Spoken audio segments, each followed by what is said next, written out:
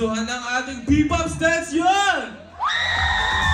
Ganun dapat ang energy. Grabe guys, sobrang galing po ng ating mga P-Pop groups so far na nag-perform dito sa P-Pop Stage Season 2 Episode 1. Pero, kaya naman, keep on voting via OneCast app for your P-Pop Stage Idol of the Month and Summer Song of the Year. Narinig niyo ba ako guys?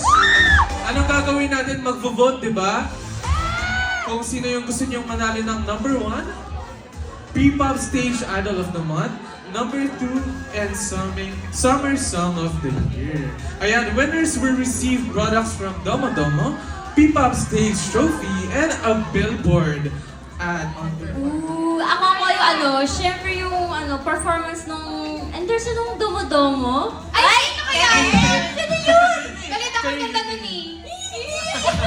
I mean, pero yeah, inaabangan ko sila mag-debut talaga. Ang in-interview dito sa Media Press, yung Kalista, yung Aster, and yung Yui.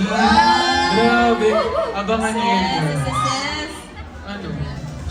Sino ko favorite Aster. mo? Oh, yeah. Aster. Aster. Yabang Ako, naman. Blitz dyan, syempre. Ikaw. Ako?